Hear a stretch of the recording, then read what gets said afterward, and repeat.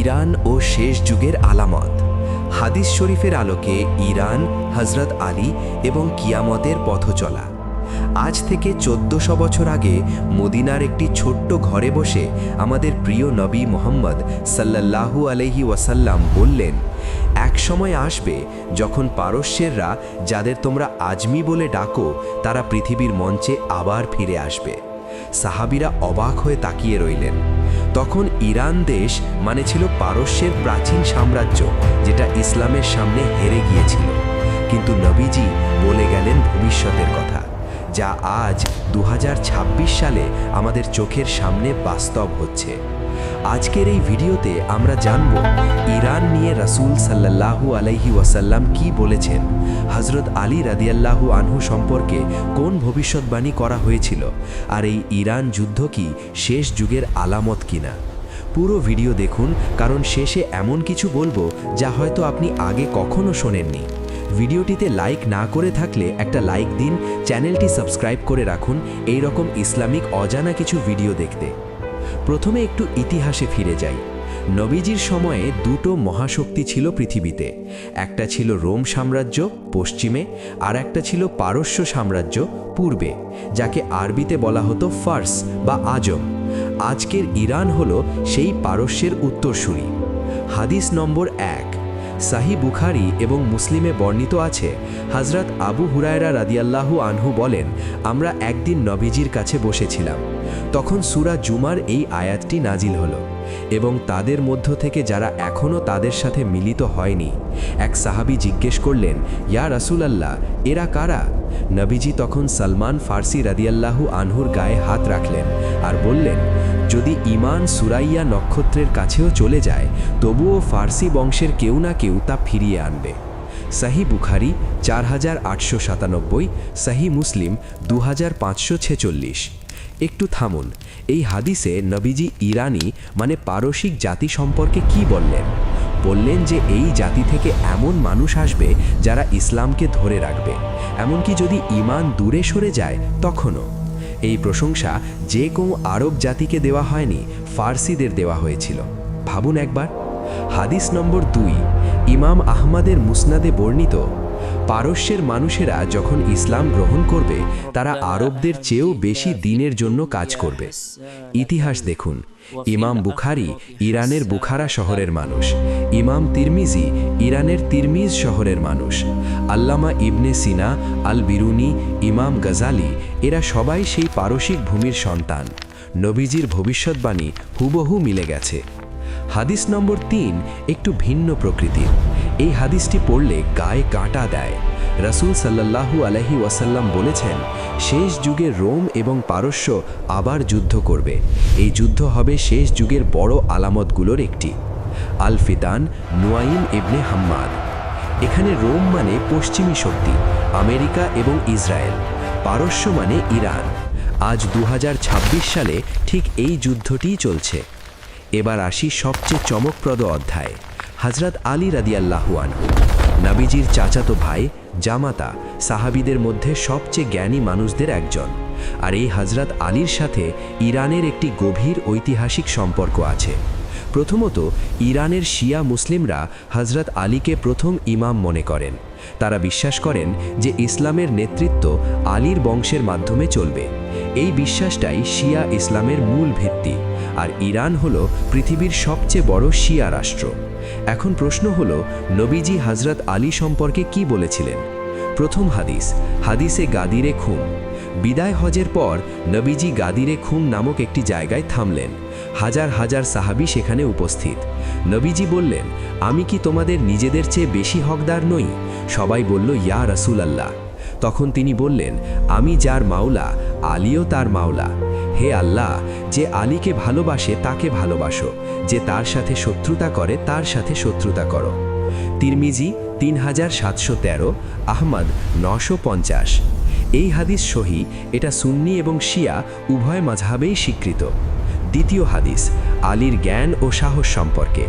খাইবারের যুদ্ধের দিন নবীজি বললেন, আগামীকাল আমি এমন একজনকে পতাকা দেব যে আল্লাহ ও তার রসুলকে ভালোবাসে এবং আল্লাহ ও তার রসুলও তাকে ভালোবাসেন। পরদিন নবীজি হযরত আলীর হাতে পতাকা তুলে দিলেন। সহি বুখারি 3701, সহি মুসলিম 2406। তৃতীয় হাদিস, যা এখনকার পরিস্থিতির সাথে গভীরভাবে মেলে। নবীজি বলেছিলেন, আলী আমার থেকে, আমি আলীর থেকে, আমার পরে আলী ছাড়া আর কেউ আমার প্রতিনিধিত্ব করবে না। এই কারণেই ইরানের মানুষ হজরত আলী এবং তার বংশকে এত গভীরভাবে ভালোবাসে। তাদের দেশে হজরত আলীর নামে মসজিদ, রাস্তা, শহর আছে। হজরত আলীর পুত্র হজরত হুসাইনের মাজার, যেটা ইরাকের কারবালায়, সেটা ইরানি মুসলিমদের কাছে সবচেয়ে পবিত্র স্থানগুলোর একটি। এবার একটা গুরুত্বপূর্ণ কথা বলি। হজরত আলীর বংশের মানুষরা, যাদের আমরা সৈয়দ বা সাদাত বলি, তাদের অনেকেই আজও ইরানে বসবাস করেন। এই যুদ্ধে যারা মারা যাচ্ছেন, তাদের মধ্যে নবী বংশের উত্তরসূরিরাও আছেন। এটা কি আমাদের হৃদয় স্পর্শ করে না? এবার সবচেয়ে চাঞ্চল্যকর অধ্যায়, কিয়ামতের আলামত। ইসলামে কিয়ামতের আগের ঘটনাগুলোকে দুই ভাগে ভাগ করা হয়। ছোট আলামত, যেগুলো অনেক আগেই শুরু হয়ে গেছে; বড় আলামত, যেগুলো কিয়ামতের ঠিক আগে ঘটবে। এই যুদ্ধ কোন আলামতের সাথে মেলে? আলামত নম্বর 1, মুসলমানদের মধ্যে বিভেদ এবং যুদ্ধ। নবীজি বলেছিলেন, শেষ যুগে মুসলমানদের মধ্যে এমন ফিতনা আসবে যে ঘুমিয়ে থাকবে সে জেগে থাকার চেয়েও ভালো, যে জেগে থাকবে সে চলার চেয়ে ভালো, আর যে চলবে সে দৌড়ানোর চেয়ে ভালো। সহি বুখারি 7081। মুসলিম বিশ্বে এখন কি চলছে দেখুন। ইরান একটি মুসলিম দেশ, অথচ আরব দেশগুলোর অনেকেই এই যুদ্ধে ইসরায়েল এবং আমেরিকাকে পরোক্ষভাবে সমর্থন করছে। মুসলমানকে ঠেকাচ্ছে। এটাই ছিল নবীজির ভবিষ্যৎবাণী। আলামত নম্বর 2, বাইতুল মুকাদ্দাসকে কেন্দ্র করে সংঘাত। নবীজি বলেছিলেন, বাইতুল মুকাদ্দাস ঘিরে এমন যুদ্ধ হবে যা পৃথিবীকে কাঁপিয়ে দেবে। আজকের যুদ্ধের কেন্দ্রে কে? ইসরায়েল, যেটি জেরুজালেম বা বাইতুল মুকাদ্দাস দখল করে আছে। ইরান, যে দেশ বলে আমরা বাইতুল মুকাদ্দাস মুক্ত করব। এই দুটির মুখোমুখি হওয়াটাই কি কাকতালীয়? আলামত নম্বর 3, ইমাম মাহাদির আগমন। এখানে একটু সাবধানে বলবো। নবীজি বলেছিলেন, ইমাম মাহাদির আগমনের আগে পূর্ব দিক থেকে কালো পতাকাবাহী একটি দল বের হবে। তারা এতটাই অদম্য হবে যে কেউ তাদের ঠেকাতে পারবে না। ইবনে মাজাহ 4082। এই পূর্ব দিক মানে মধ্যপ্রাচ্যের খোরাসানের অঞ্চল, যেটা আজকের ইরান, আফগানিস্তান এবং ইরাকের কিছু অংশ। আলামত নম্বর 4, মালহামাতুল কুবরা, ইসলামের সবচেয়ে বড় যুদ্ধের কথা, যাকে আর্মাগেডন বলা হয় বাইবেলে। নবীজি বলেছিলেন, মহাযুদ্ধ হবে দামেস্কের কাছে গাউতা নামক স্থানে। সেদিন পৃথিবীর সেরা ঘোড়াসওয়াররা লড়বে। আবু দাউদ 4298। দামেস্ক মানে সিরিয়ার রাজধানী। ইরান এবং সিরিয়ার মধ্যে একটি গভীর সম্পর্ক ছিল বছরের পর বছর। এই যুদ্ধ যদি বাড়তে থাকে, সিরিয়া কি এর বাইরে থাকতে পারবে? আমি বলছি না এটাই মালহামা, কিন্তু বলছি মিলগুলো দেখুন, ভাবুন এবং প্রস্তুতি নিন। এখন একটাই প্রশ্ন, আমরা সাধারণ জনগণ এত কিছু জেনে আমরা কি করব? নবীজি বলেছিলেন ফিতনার যুগে করণীয় সম্পর্কে। যে ব্যক্তি ফিতনার সময় তার ঘরে বসে থাকবে সে নিরাপদ। এর মানে হলো, 1, অন্যায় অংশ নেবেন না; 2, ফিতনামূলক কথা ছড়াবেন না; 3, আপনার পরিবার এবং ঈমানকে রক্ষা করুন। আর সবচেয়ে গুরুত্বপূর্ণ, এই সময় বেশি বেশি কোরআন পড়ুন, বেশি বেশি দরুদ পড়ুন, আর মাজলুম মানুষের জন্য দোয়া করুন। ইরানে যারা মারা যাচ্ছেন তারা মুসলিম, গাজায় যারা মারা যাচ্ছেন তারাও মুসলিম, লেবাননে যারা মারা যাচ্ছেন তারাও মুসলিম। আল্লাহ তাআলা বলেন, নিশ্চয়ই মুমিনরা পরস্পর ভাই ভাই। সূরা হুজুরাত 10। তাদের জন্য দোয়া করা এটাই আমাদের সবচেয়ে বড় অস্ত্র। 1400 বছর আগে একজন মানুষ বলে গিয়েছিলেন, পারস্যেরা ফিরে আসবে, রোম আর পারস্য আবার লড়বে, ফিতনা আসবে পূর্ব থেকে। সেই মানুষটি হলেন মুহাম্মদ সাল্লাল্লাহু আলাইহি ওয়াসাল্লাম, যার প্রতিটি কথা সত্য, যার প্রতিটি ভবিষ্যৎবাণী পূর্ণ হয়েছে, হচ্ছে আর হবে। তাহলে আমরা যা বিশ্বাস করি, কিয়ামতের কথা, জান্নাতের কথা, জাহান্নামের কথা, সেটাও সত্য, কোনো সন্দেহ নেই। এই পৃথিবী একটা পরীক্ষার হল।